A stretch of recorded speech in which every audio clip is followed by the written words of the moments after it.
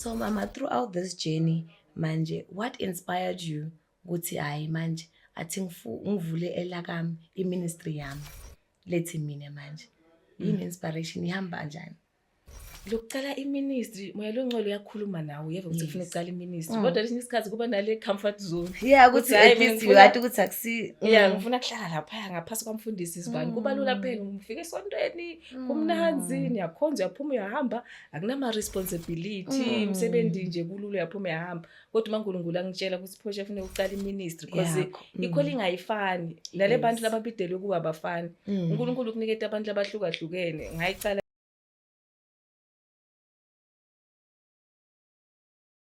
Hello family, welcome to Heal, Rise and Thrive with Dr. Nhlanhla.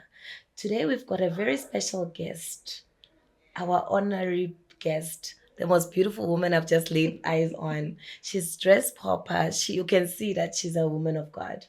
Pastor, how are you doing? I'm good, Doctor. How are you? I'm good. Welcome to the family. Thank you very much for the opportunity and thank you for the invite. Welcome to Heal, Rise and Thrive with Dr. Nhlanhla. Here we are a family. We just chat about life and we teach each other and we help each other grow. Yeah. So Pastor, can you just tell us and the family, who is Pastor Portia? Okay, thank you so much. Pastor Portia is a young woman from Kanyamazane, born and bred from Kanyamazane. Most people, they know me as the Lady of Soul. I'm a child of God. I'm a Christian. I'm the founder of the Bora Women's Club. I'm also the founder of Jesus, Our Salvation. Okay, that's good. A woman who wears a lot of hats. Yeah. You're also an author. That's what I read. I'm also an author, radio presenter, and a producer. We're leaving no stones unturned in this space. Mama, how has your journey been going through your childhood? Where do you come from? Sifundise ukuthi umama Portia ubuyaphi, ungubani, ekhaya khambe njani, nabo sesebangakanani, ufunde kuphi nje, usicocele nje ngawe sikwadi. Okay, ngibonge kakhulu. Uma sikhuluma ngaleli of soul, ngidalelwe Kanyamazane, ngintwana David Mashaba, make Aidangwenya. So nginasisi-ke Dimpho, dila kakhulu nje ngokugcokisana nje impahla abantu. That's why umuhle kangaka. Bese kuba nabo bhuti wami ngala kaMashaba kubaba wami na stepmother ke Dudu Mashaba. Bese kuba nemntwana seswami Liam, sifamily nje lengasenkulu. Njengoba ngisho ukuthi ngidalelwe Kanyamazane nami ngikhule nje njengalabanye abantwana ngikhula ngititshela ukuthi hayi ngifuna kuba i-chartered accountant uma ngikhula ngifunza ngifuna kuba ngilokuya nalokuya but ngenxa yehlelo laNkulunkulu ngaba ne-calling ngoba labanye abantu abakholwa ukuthi uNkulunkulu uyakhuluma nemuntu. Wangibita njalo uNkulunkulu kodwa ngachubeka ngacela le opportunity ukuthi ngifunze esikolo. Ngafunza esikolo ngacedza nase-UNISA ngenda i-communication science degree. Ngachubeka bangicasha ke ngasebenza nasemsakatweni njengoba ngikhona lapha ngiyapresenter ngiyaproducer but umntwana uNkulunkulu ngithanda kakhulu abantu ngisebenzisana nebantu tukwethe indlela etahlukahlukene njengoba sengichazile ekuqaleni. Yo mama, you know when I read through your bio it says 22 years in ministry. How has the journey been? It's been very tough because I started years back with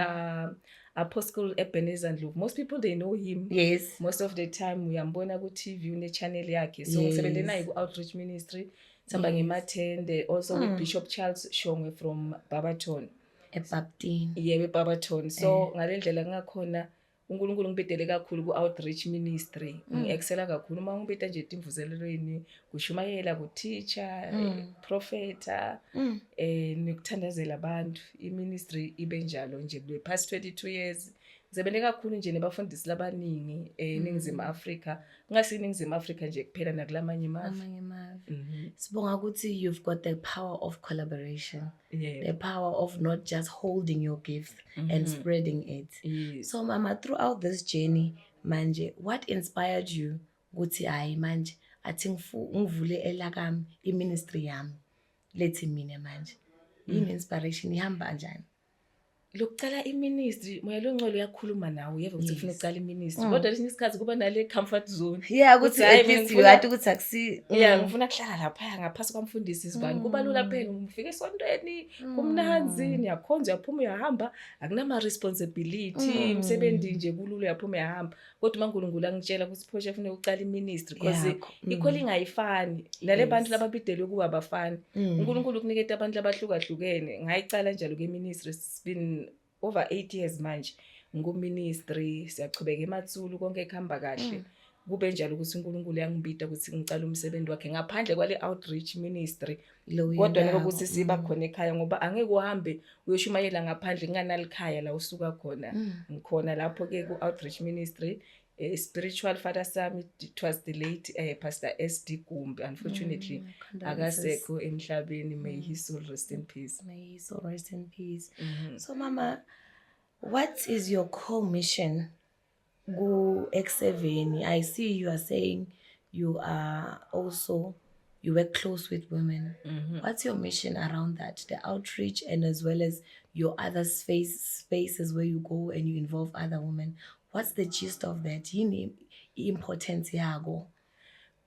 Kubaleka kwako kahle hle ngiloko ukuthi ukhona kubona lama talent ubakhe labo makhe ubakhulise mina nginaleliso lokubona ukuthi umuntu unasibhisiphiwe ngagcini lapho bese ngiyamkhulisa ngihamba naye akhone naye lokutimela aphumelele labani nje ku Deborah Women's Club baningakhula ngengize ngibabale batimele banetindo tabo labanye banema business cooking classes labanye njalo ngilokuya nalokuya so injongo kahle hle ngilokuthi sakhe umuntu wesifazane asukume atimele atitfole ukuthi yena kahle hle ungibani. Mama siyayikhuluma lenzaba ukuthi ungumama umfundisi ulosifazane ma challenges ahamba njani kuleyo ndlela ngoba phela sijwayele ukuthi hayi abo pastor abo babe yakubona ke mama sathi sibomake bayahamba bolanza umnikelo but manje now uyatimela ube lo ibambile lenqola uchube labanye ubafundise ihamba njani ma challenges akhona how are they? Ma challenges akhona maningi kakhulu uma usaqala kuba nalabo labafuna ukunyathela ukuthi hayi cha ke angeke usebende umuntu wesifazane bese kuba nalabo babe labavulelekile uNkulunkulu abambulele emehlweni ukuthi lona ngimbidile babe khona bakusupport but maningi kakhulu uma usaqala ngoba kunebantu besilisa labantu ufuna kumelana nawe nebantu besifazane ngokuhamba kwesikhathi ngoba uNkulunkulu uyalakha ligama lakhe ngawe uma abantu sebaqala bakubona ukuthi okay nangu udokotela uyachubeka njalo njalo sebayaqala ke sebayavisisa ukuthi lo muntu lona vele khona indvu laphathisweyo sekuba ngcono nyalo lama challenges lengibukana nawo akasafani nalawo aqala sengilawo nje la ngasho lutho kodwa ayabakhona. So mawungasho nje usibekele nebalalele ekhaya nebabukele ekhaya ukuthi kuleli hambo lakho which was your defining moment lo usho ukuthi la ngathi bengilingeka kodwa ngaphuma ngarise ngatibona ngikhuphuka ngingadi ukuthi bengiyophuma njani? Do you have any stories that you can tell us? Uma uphila emhlabeni kuba nesikhathi la ushiya khona abantu empilweni bengishadile ke uma umshado sewuchekeka uphela kuba nalento ukuthi nje le ministry isatochubeka uNkulunkulu ngalendlela angibide ngakhona kusatowende ukhumbule ukuthi uma ngumzalwane ushumayela ukuthi uwakha abantu abantu fanele ukuthi bakhule impilo ichubeke uyamotivate nawe ukuthi tonke into ihambe kahle uma lembi seyifika kuwe sobukana nayo uyabaya ukuthi Nkosi ukufundisa ini kulesikhathi lesi so ngasho ukuthi ngiyambonga uNkulunkulu ngandlula ngasita nalabanye futhi abantu labaningi kakhulu ukuthi lesinye isikhathi uNkulunkulu bekafuna ukuthi nifundisane lokuthite nemuntu achubeke nendlela yakhe umbusise naye akubusise bese iyachubeka ngifuna kusho ukuthi uma mhlawumbe undlule kuleti khathi leto ukuthi mhlawumbe umshado yaphela akusho ukuthi impilo yakho ipheli solo kune calling nedi uNkulunkulu khona la kufanele ukuthi uye khona ukade ichubeke empilweni. Uyayisho yayibeka mama yathi kungahle umuntu ayibone ngathi kuye emuva kodwa uNkulunkulu uhlala yenda indlela yokuthi asikhiphe abantu la kufanele bangabi khona kule vision le wena akuphe yona yakubekele yona and ukuthi ubafakile empilweni yakho akusho ukuthi bebanganayo ipurpose and irole bekunenjongo unetimfundo lokutifundako ezuhamba le journey leyo. Ngibonga ukuthi uyakhona uku-acknowledge lokho and uyakhona ukuthi uthi hayi awuzange wagcina lapho ukuthi kwendeke ku ukhona ukuthi uyali nalabanye labaya embili. Mama, how was the reception after kwendeka kona lokho kulabanye besilisa? Ngoba besifazana sometimes siyazama ukuthi sibambane sitane mase kwende kanjalo kuvele kwabanjani? Hey mina uNkulunkulu usebenze ngalenye indlela. Ngiyacabanga ukuthi kuphuma kwami kuside abantu abaningi because abantu abaningi besifazane bavela bathi bekwendeka lokho etimpilweni tethu ngathi sesiyakhona kuphuma sekwendeka lokho nalo ngathi njengoba kuphumile akusho ukuthi phuma kodwa bayasho ukuthi hey thina sibone intindvo letimadima nani kanti isinye isikhathi kuya ngokuhlukana kwembono ukuthi uNkulunkulu akasakufunje ngoba usho so abantu besifazane ngaba nje babuya bangigona nje ngemntwana bangisupport ngenhlanhla lenhle ngikhule like ngikhona ukucocisa nebantu besilisa nebantu besifazane ngakhona lokuthi ifaka kahle so bafundisi labaningi bemadvodza babuye bangisekela I'm like baby sister isupport inkulu ngendlela lemangaliso lokuthi ba excited bona hayi sakhona kumbamba sikhombisa indlela yabasho ukuthi asichubekeni sayiphusha lento sonke silapho so kunaloko nje ukuthi nginemndeni kakhulu kade nje ngibuyele emuva umfundisi Gumbi nje wavela wathi last year asaphila wathi my baby daughter uyakubona asichubeke mntwana I'm your daddy I'm here so kunjalo nje impilo kuyandlula nje kutshela abantu ukuthi uNkulunkulu uma afuna ukushumayelisa kulenye indzawo afuna ukuthuma lenye indzawo uma khipha endzaweni hayi kusilomuntu usuka wrong akekho wrong naye nethi ngoba uNkulunkulu ufuna ukuyisa indzawo thithi bese uNkulunkulu yakugona uvele isandla lesifutfumele bese achubeke uhambe kahle naleli hambo lakho kuyaphileka kamnanzi nje uyayisho mama mama you are saying ukuthi usekela abantu besifazane sicela usichazele ngale journey yakho and how it came about ukuthi sesikuphi nekuthi masifuna kuba part of it. How do we get to be part of it? Because siyadzinga kuba nelikhaya la sitifihla khona lapho sifundziswa khona lapha sithola lemiyalezo lekhona lesiyibonako ukuthi uyayipha uyichubekisa uyaphambili lapho la ukhe khona ukuthi ukhone nawe ukuthi udlulisele kithi. Okay, iDeborah Women's Club uNkulunkulu wanginikeza yona ngekuthi ngaso sonke isikhathi abantu besifazane batawufika ngicela ungiside kuloku naloku ngathi ibuta ngaleso sikhathi leso ukuthi kanti Jehova waye uphongo kuletha abantu besifazane ngalendlela se moya loNgcwele wangitshela ukuthi kufuneka uqala inhlangano yabomake ngathi ibuta ukuthi njani se ngaso sonke isikhathi uma ngifunda live lenkosi kufika Deborah from the Bible ngithi insaba kani kwafika ukuthi okufanele ukuthi ngicale ngaDeborah ngoba bekangumuntu wesifazane ngumuholi bekangena even nako political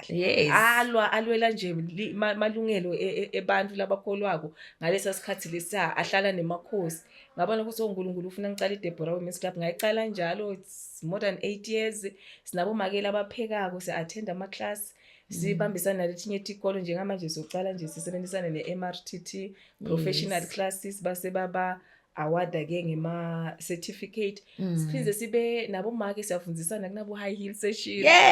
ngifundza khona ukuthi sambe njani ama heel wagcoka njani uhamba njani bese kuba ne-book review la si-review khona amabhuku bese sibuka bose silabasingile impilo yabo labadivosile labashadile ma-widowers bese singena naku sport marathon siyagijima that's nice bese nje kuba ne-women in the bedroom labakhuluma khona ke labashadile ukuthi bayafundisa uhamba njani kugcokwa njani yonke lento ukuthi umuntu wesifazane ahlome aphelele bese ke siba nedingo zotemthandazo nekuthi nje siyashumayela nokuthi sebenzisa siphiwo sakho ngiloko lesikwenda kusesibe nayo imicimbi njalo nje ngeminyaka ukuthi sibe sikuphi sifundisane lesinye isikhathi kuba kuhle kakhulu ngoba sebesihambele lama province ngoba sinema member lamaningi kakhulu all over South Africa baye basho ukuthi sicela ukuthi nite nyalo Free State noma nite Pretoria bese siyaya kuleto tinzawo ngokuhlukahlukana kwato. Yo makwami you do a lot from being a pastor, an author, a radio presenter makwami and also an estate agent singayikhohlwa nayo le yebo futhi uphinde ubambe abantu besifazane the way babamba ngakhona. How do you juggle those things? Wenda njani? Sihlebele nathi stoward. Lengakusho ukuthi lokunye kusuke kulibido ngoba uNkulunkulu kuniketa lenhlitiyo le passion ukuthi le tindvu tithanze. Tindvu awukhoni ukuthi ibalansise uma ungadithanzi. Ukuniketa le nhliziyo bese uyaplan, uNkulunkulu uyakupha nalokuhlakanipha. Aphinza kulethele abantu ema-destiny helper. Labantu ukusupporta ukuthi nyalo sende lokhu wena uma usalungisa lokhu thina sitawulungisa lokhu. Ngasho njalo ukuthi kungumusa waNkulunkulu ngetulu kwaloko vele kufanele siplana yikho indvo leyende kungakayiplan. Bese ucela uNkulunkulu ke akuthumelele ama-destiny helper labantu okusekela ukuthi uma wenda lokho ngoba noma ucala noma dokotela wendani kunebantu labakusekela ko lama-destiny helper lawo. Nakhona ke uyakhona lokuthi uhlele tindvu kahle kuba njani nokuthandaza ukuthi Jehova ngicela amandla ngoba le tindvu tiyathatha nemandla emtimbeni uve ngisetiningi kakhulu nyalo kufunakala lokho ungumake ngala nasebandleni bantwana abaningi nangala kuDebora nangala emphakathini nangala Jehova uletha abantu abaningi kakhulu ngala kufuna uphinze accommodate wonke umuntu njengoba usebenza emsakatweni nokusho wona ukuthi ngilawo uvisisa khona ukuthi lempilo akusiyami kahle hle uNkulunkulu ngilethele ukuthi vele ngiseve bantu bakhe emhlabeni. Mama, you know, I just took from what you just said the power of delegation. Kuba nebantu la ukhona kuthembela kubo. Mama, a lot of women are out there trying their best to do good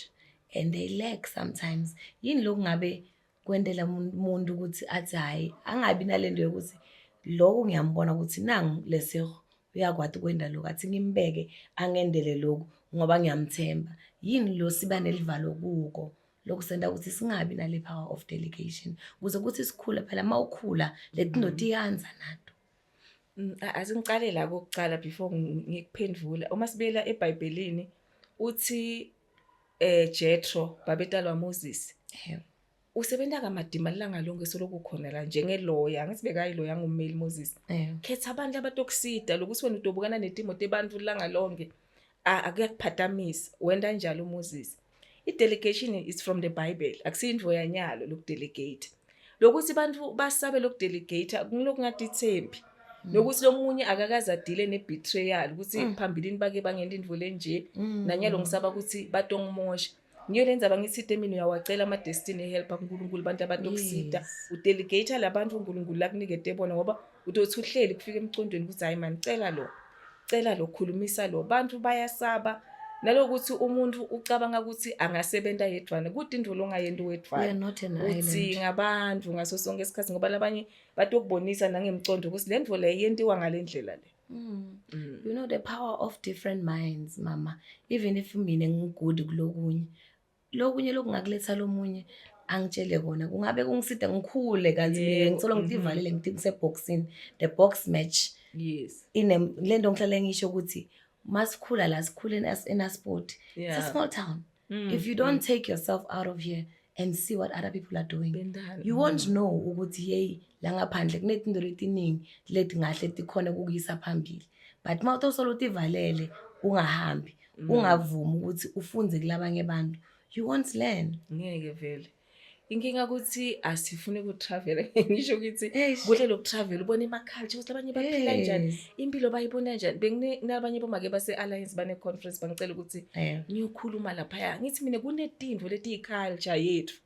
letinye sidithatha sitende ukuthi vele kufanele sibe nje sesibambele iya eChina iyabona Namibia uyobona ukuthi nabo bane culture lehlukile baphila ngalenye indlela lokho kuyakukhulisa empilweni kokwenta ukuthi uvuleke ingqondo ubone ukuthi impilo imnanzi bantu baphila bakhululekile la ngaphandle ene lokho dokotela kusita ukuthi bantu besifazane bangabi nalokucudzelana i-competition ngoba uyabona ukuthi hayi umhlaba mkhulu bantu bakhululekile benta noma yini isikhatsini abayifunako lebakhako lebakhulisako kodwa thina kuba nalendvo leyo ukuthi ngoba uhleli kulesikotela leso lesincane ubethe ubuka left right uzolubona kuphela ubona doctor kuphela utsawu vele kusho ukuthi impilo ngilena vele nayi competition kanti abantu abasi competition babekwe uNkulunkulu ngesikhathi lesifanele kuleyo ndzawo. Qhubeka kuleyo competition yazi there's always a piece for someone else. Inkinga leba khona ukuthi ube utibuke uthi la ngathi ngifundzisa lo ngidobe sengiyalahlekelwa. Uyathi ukuthi kunalendo lebathi inhlitiyo iyakutshela lesinye isikhathi uyaqala nemuntu kodwa lesinye isikhathi kuyasho ukuthi ngicaphele uthi hayi athi nginyathele lendvo lengiyiva kwalamagama lawo ngiwadebesele nje kwangathi akusindvo le kungi ngokuhamba kwesikhathi uNkulunkulu akukhombe bese lendvo leyo iyendeka uyakubona bese mhlambe uyalimala umuntu wathathe le vision ngoba lesinye isikhathi uyabhala ukuthi ngiyokwenza lokhu muthi phapha sobona ku social media sekugcwele seku advertise nje ngoba li plan uma ngale ukuthi njani kahle ngiloko ke kodwa nje I competition ayikafanele ngoba wonke umuntu uneliphisi lakhe lapha kuleli khekhe uNkulunkulu sonke usibekele so uma ungavisisa ukuthi nedi labantu uyabadinga ukuthi nisebenzisane ngani uyathola isitolo seMandiya bathingisa nalowo makhelwane nalo isitolo seMandiya nana bayasupporta nabasekelani abantu baze basabe ukuthi ningenda indvo yinye mara uthola ukuthi lomunye sonyathela lomunye socinzeta lomunye njani ngoba umhlaba omningi singe 8 billion emhlabeni angeke uzubaceze abantu uma ngabekisa dokotela onke malanga uma uhamba la edrobheni uhlangana nebantu labasha awukazi ubabone loyo muntu cabanga iAsia kuthi una how many years lalabantu basha onke manje lo shona ukuthi sibani emhlabeni yo mama I hear you so bengifuna ukubuta mama what does success look like kuwe ngiyathi sisafunza futhi sisachubeka ndangeke sisitope kodwa impumelelo ibukeka injani kumuntu wesifazana lo ehambile lendlela esewehambile lo sachubeka ehamba and lo fundisa labanye ukuthi ayihambe sihambe kanje how does success look like mina ngokubona kwami ngila ufika khona elizingeni la ukhona kwenda tindvo khona ngaphandle kokucinzeteleka ujabule ube nekuthula ungabi nestress uma ngathiwa une stress nginendvo lencane ukuthi uyakhona nje kulungisa masinyane ngokwami ngifundzela ukuthi isuccess uNkulunkulu kuba nesikhathi akubeka khona ezingeni ene isuccess ita ngesivunguvungu kufika izinga latinto setendeka lula ube nepeace uqale nokuenjoya impilo ene isuccess ngila uqala kuappreciate the little things that you have yes because people bacabanga ukuthi kufanele uqale ngibe nendvo lenkulu ngibe nani ya isuccess by define njalo uNkulunkulu yokumangalisa ukuthi ngilezinga la tindvo khona sokucala ukuthi enjoya setilula awusana competition nani so wenda nje so uphilela iweight yayi kuba nalokuthula awusana mthwalo nje lomningi tindvo takho tihlelekile ngoba lesinye isikhathi dokotela uma lomunye ungacabanga ukuthi successful uyibillionaire akana peace akakhona ukulala akalali dikweleti mama employees zakhe sekende tika sekukuningi sekunemsindo sekulahleke imali nani isuccess imfihlakalo la uqala kujabulela khona impilo ngiyi-success ngiloko ukuthi sibuke umuntu from a distance it's ngifisa kuba njengalo ungade ukuthi leti ndlela lati phese tingakanani ngileti ndvo labasikhomba dona ku social media wena ucabanga ukuthi hey impilo isezingeni konke kuhamba kahle kanti lo muntu leso sikhathi usuka ase stage lesithithi uya actor akusiye reality ukuthi sicabanga ukuthi vele impilo ingaleyo ndlela leyo kanti labantu uma suka stage uyahamba uphila impilo lefana le yakho ende phela mama angeke lihlazo lakho ulithathe ulifake emphakathini ku social media ngeke ungibone ngikhala yebo ngibona lekhathi ngibusy ngijayiva ngijumpa ngithi hey ngiyabonga Nkosi yebo siyayicelebrate success but akufanele sicabanga ukuthi bantu abanawo la kubhlungu khona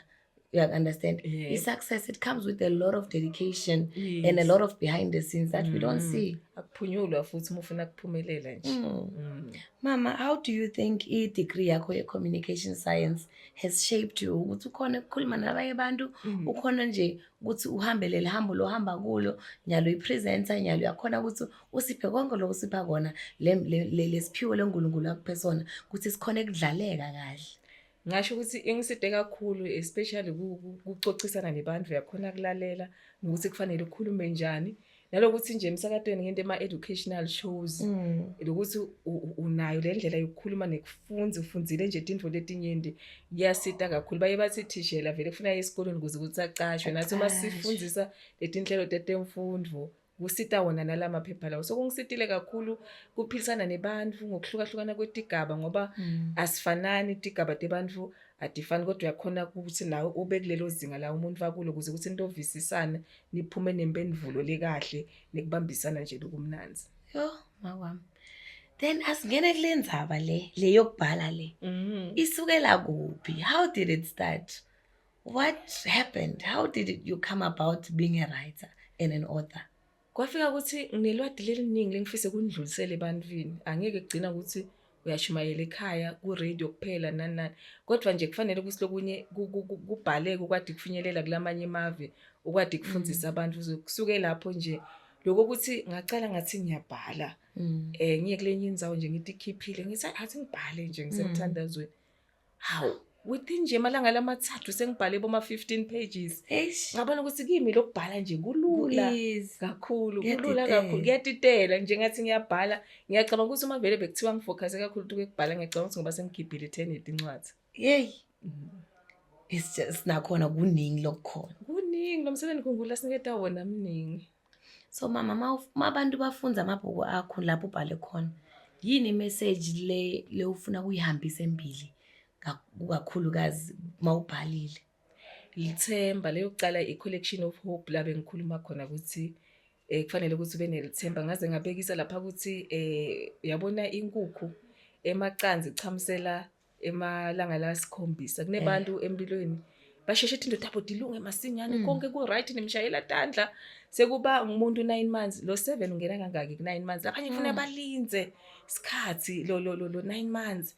bese ke sichamuke kwelashi it's 1 year 6 months nakhona kunabantu lapha kule category le ukuthi ufuna ukulinze lapha bayafakaza hey uNkulunkulu usibusisile ngilokanalo wena sokulinze labanye elephant it's 24 months 2 years skin sakhona se elephant singichaza ngoba si thick kakhulu noma ungahlaba ngenalithi ayiva ukuthi elephant yakubona so kunebantu abalinze isikhathi lesize but uma uNkulunkulu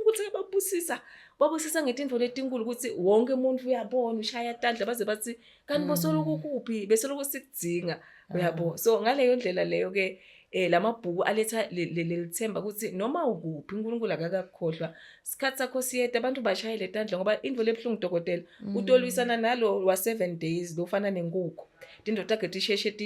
tihlokome tibedishume uthola ukuthi uNkulunkulu umbekele isikhathi lesincane emhlabeni umuntu yokuphila for the next 3 years siyamgcwaba wena ulwa naye ugijimisana naye kanti wena ubekele the next 20 years usayophila na 20 years umbangisa kulokudla kwakhe kokugcina uNkulunkulu lamlekete kona. Mama mawubona ama challenges la siwafacako as women spiritually and emotionally kulamalanga lesiphila kuwo njengoba sekunale pandemic what we've called now a national crisis yona gender based violence emotionally bani labesifazana bahlukumete kanjani these days ungajula lapho usichazele usho nokuthi singayimela njani lenza ngilidla lenhle nje ngoba besikulenye elibandla nje kule malanga landlulile besikhuluma ngayo lenzaba le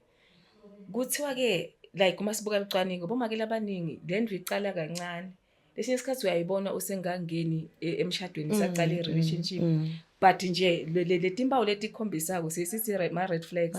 uwabona utitshele kuzawutawushintsha akekho umuntu lo perfect tichubeke njalo ungena emshadweni uyahlala nalo muntu labanye bayakhona ke abantu besilisa ukuthi aticinzetele letimbawu leso sikhathi bonakala ngokuhamba kwesikhathi ngoba sokujwayele kakhulu avela ativete tonke bese uyaqala uyakhulukumeda uyakhuluma wenta noma yini inkinga ukuthi thina abantu besifazane sifundiswa kakhulu ngeculture ukuthi uma noma kumadima ngakanani kufanele ukuthi ulibambe ekhaya kufanele uhlale kufanele ukuthi ubeketele ngoba phela kwakhishwa inkomo ekwabetwa abantu uma sobuyele ekhaya kwangathi sekudlazo batali batawuthini sekufanele kubuyele ekhaya nedimbahla takho kanzi inkinga isekutheni abantu besifazane babeketela noma bayashajwa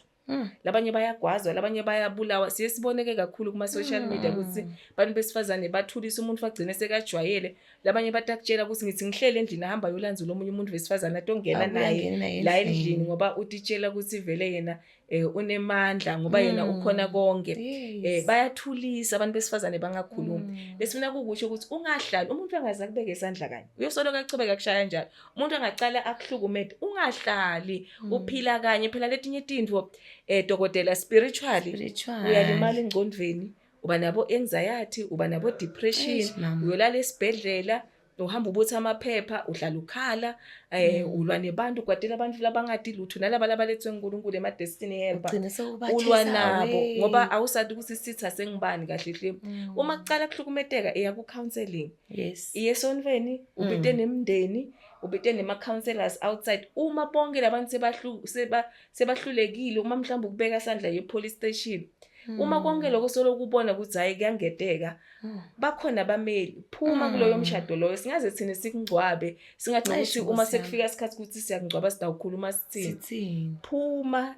kwatiwe ukuthi vele uphumile ubone nokuthi lo muntu uyingodi ngakanani ngoba kuye kubhlungu dokotela ukuthi lesikhathi uthi uphumile umuntu bakulanzelele noma sophumile athi ngifuna kumkhomba lo ngoba lesinye isikhathi kuba nalenkinga ukuthi abantu besilisa batitshela ukuthi bangaze bakulobole bak-owner ukuthethe so yinvo yakhe utokuphilisa noma njani utokwenda noma njani own umuntu waNkulunkulu nebatali bakhe nisuke nakha lobuhlobo lobudlelwane ukuthi niyakhana nakhalikhaya niyakhulisana. Mama before sivala ngifuna ukungakusho lokho lama awards la watholile sicela usicocele ngoba phela amanyendi lama awards lengiwatholile ngeke ngatholi i-award e-SABC provincial ngisanda i-gospel show ngathola na 2-3 yawo kuma Sunrise Awards ngathola ke i-Queen of Radio ngathola na ku best presenter ku gospel again futhi ku best presenter ku gospel ngaphinza ngathola nationally kuma Crown Gospel Music Awards kwaba i-best radio show eSouth Africa. Last year ngathola i-award ku Women Icons Global Award ku the best. Lathi nami ngifisa kuba njengaye nami ngifuna ukuthi mangihamba i-dignity yami ibonakala ngisho ngena njengoba ngibona Pastor Paul Pastor Paul shahamba kanjalo. Lengakusho ukuthi kokucala visisa siphiwo sakho ukuthi singisiphi. Mama. Uhlale ku lane yakho. Uhambe ngayo ilane yakho kunesikhathi uma uNkulunkulu afuna ukukusebenzisa ebantwini noma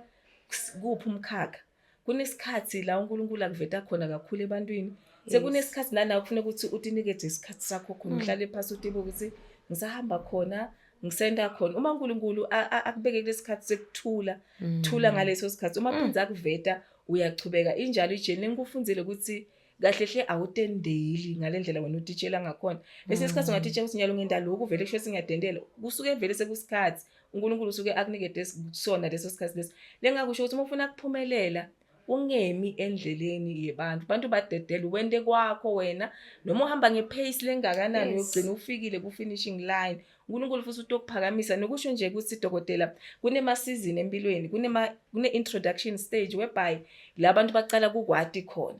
sekuba na that stage whereby everyone can see you ilapho ma shining stage empilweni siyafika leso sikhathi leso wonke umuntu okushayela tandla kwathiwe umhlaba wonke internationally futhi uNkulunkulu usebenzisa nje indvo lencane uvele ngendvo lencane abantu bamangale ukuthi ukhona lo muntu lo sekuba lama glorious days sekuba nesikhathi la uNkulunkulu athi pause khona athi uyakuswitcha kancane la athi pause khona labanye bayawa bafe bakhohle ukuthi hayi ayikusi permanent yes bese labanye bayakhona ku recover after that ufana nelisoti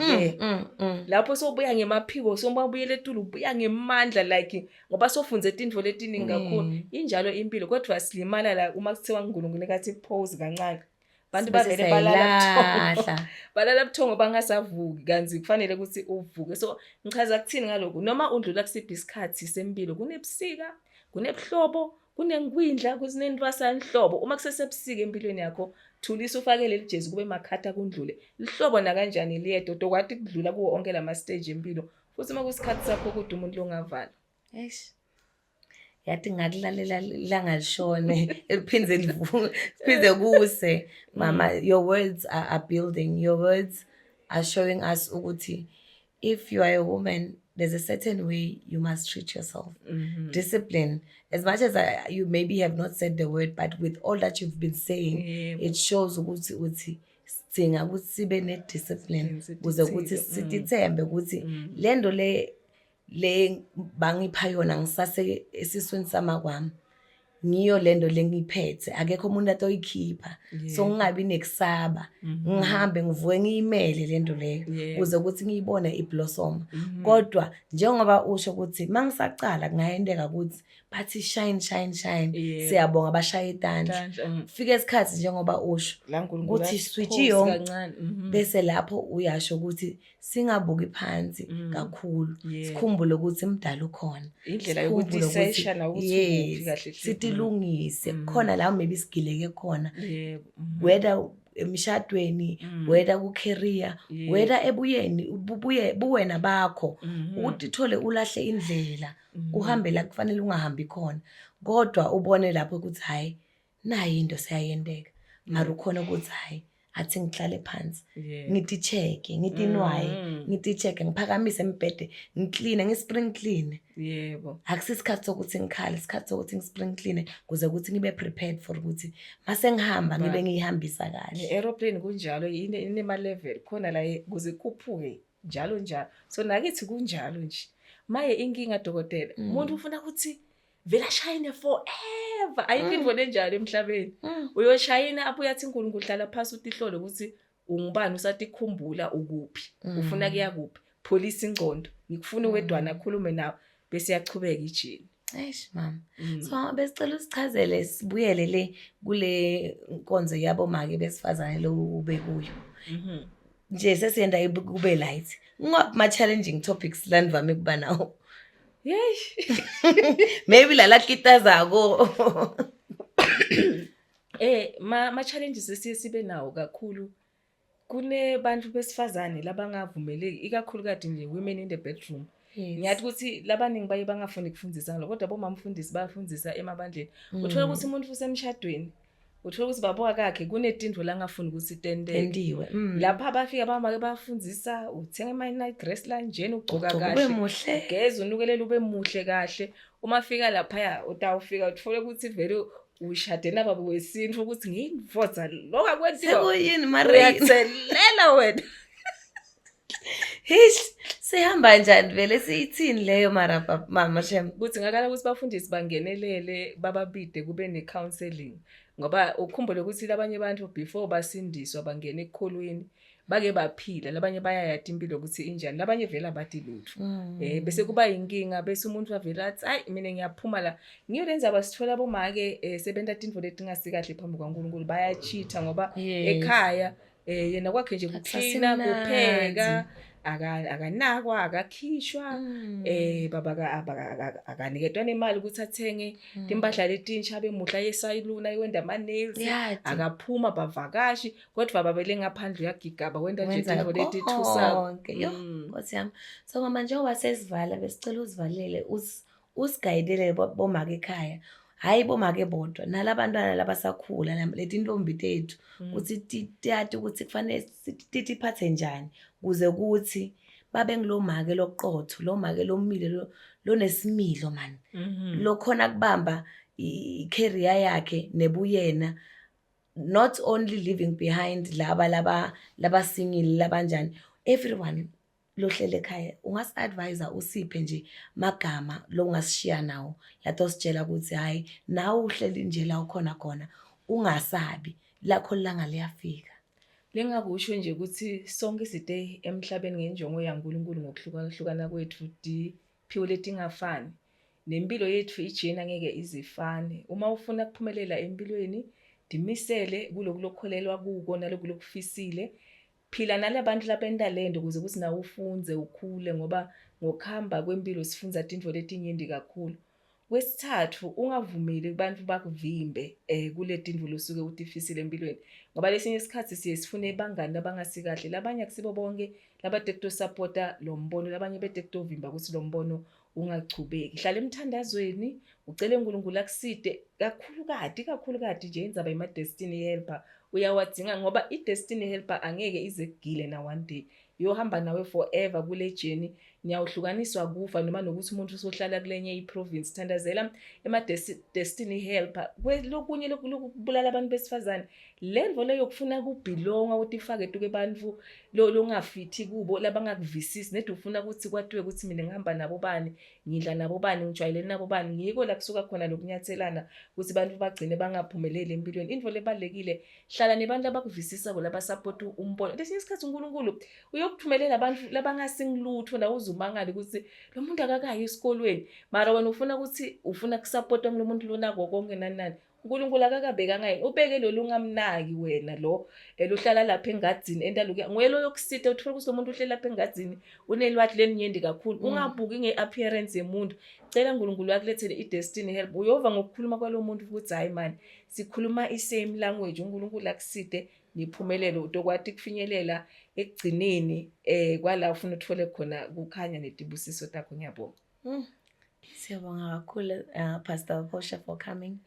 We thank you for gracing us with your presence, and siyathemba ukuthi uNkulunkulu utochubeka akublesse, achubeka akukhombisa indlela, nawe welcome njengoba uhlezi welcome, uchubeke le ndlela nathi usithathe nathi usaloku usifaka sibe ngaphansi kwakho sifunze njengoba sifuna kufunza ukuze ukuthi sikhone ukuthi siye phambili.